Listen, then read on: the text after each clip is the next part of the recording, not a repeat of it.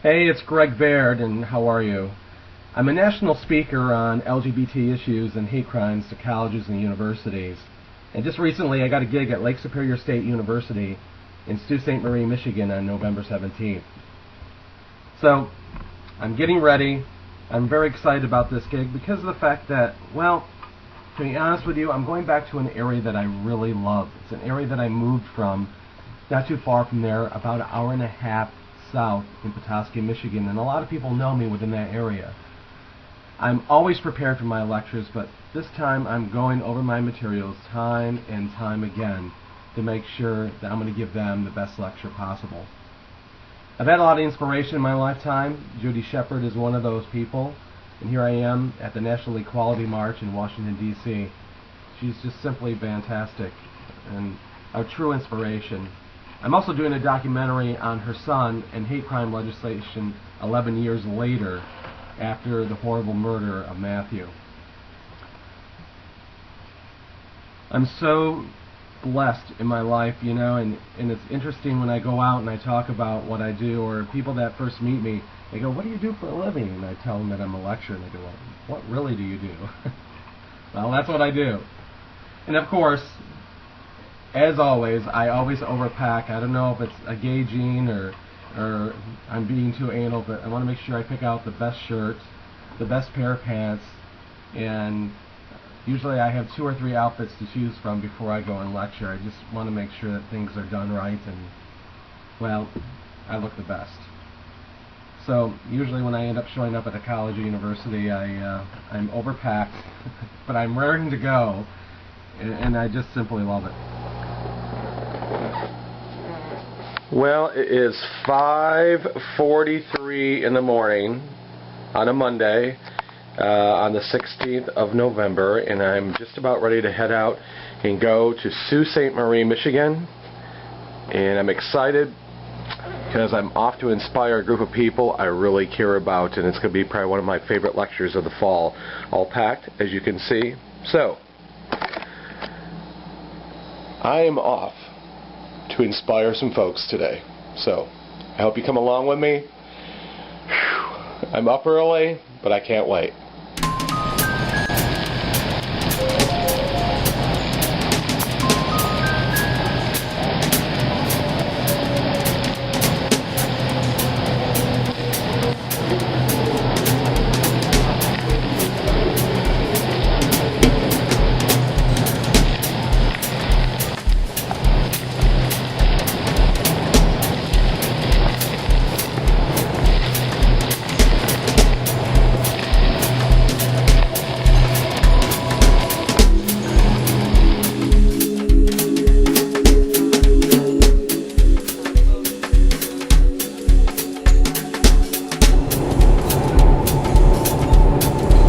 I just landed here in Sault Ste. Marie, actually in Kinross, and I'm on my way to go lecture at a gig that I'm really excited about at Lake Superior State University. So you can kind of see the surroundings. Yes, Dorothy, I'm not in Kansas anymore, but it is a beautiful area, simply gorgeous. The air is just so fresh here and quite amazing. So about 20 minutes away, and I'm going to head up to the Sioux and all sorts of things to show you on this little film I'm doing about my adventure coming up to Lake Superior State University. So hang on to your seats. It's going to be a bumpy ride, but a fun one.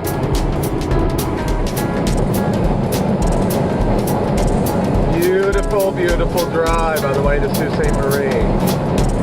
Incredible. I often ask myself, why did I move to Chicago? Look at this. Pine trees. You just gotta love it. Not to mention I got a really nice ride to go up there too. Okay, so I made it up here in the Sioux, and the gentleman you're seeing here on camera is a very good friend who I love very much, Todd Olmsted.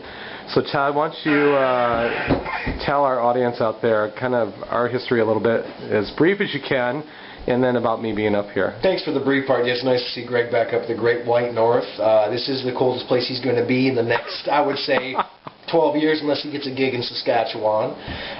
It is very wonderful to see Greg in the community. The community really needs Greg's expertise, his warmth, his caring.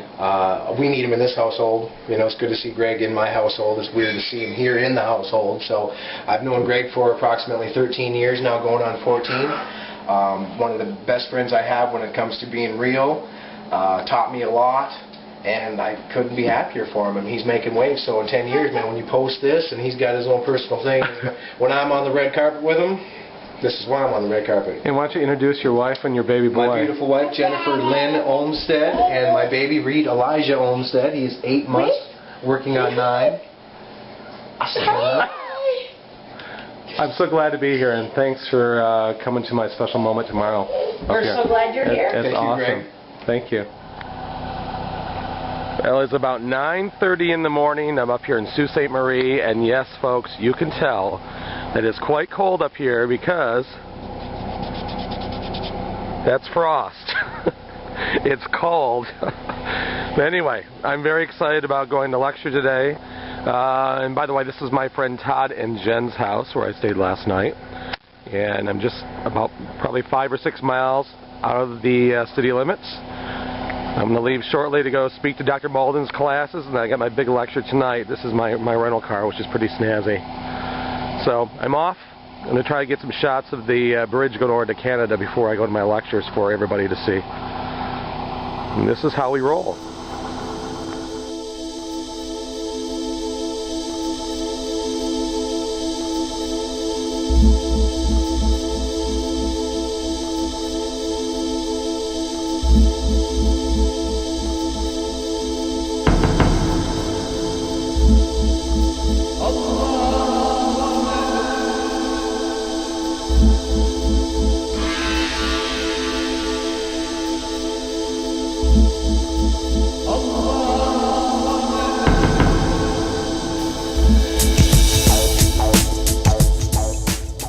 Shook things up a little bit and brought some really heavy hitters and challenged my community on different kinds of subjects. And the first one I brought in was Ginny White-Ginder.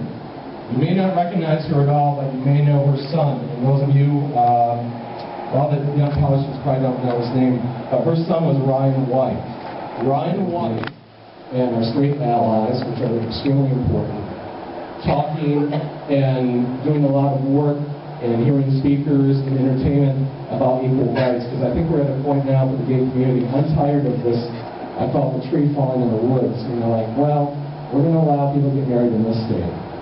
And then maybe, you know, it's like this laundry list that our government gives us. It's like, well, you know, we're going to let the gay people be happy. We're going to give them one more thing, and we're going to check off that, and maybe hopefully in another year we'll give them something else. And I think it's a bunch of BS when you're talking about communities and people that just want to have equal rights. This whole one thing at a time kind of process. So the Equality March is about equal rights across the board. And I'm not talking about special rights whatsoever, but, you know, I want to be able to marry a man. I want to be able to not live in fear of my community. And being up here, I've seen fear happen. I've seen it firsthand. You know, I want my community up here to be happy, more happy than just doing a pop-up dinner once a month or a dance on a Saturday, and know there's more than a community than just those one-time events.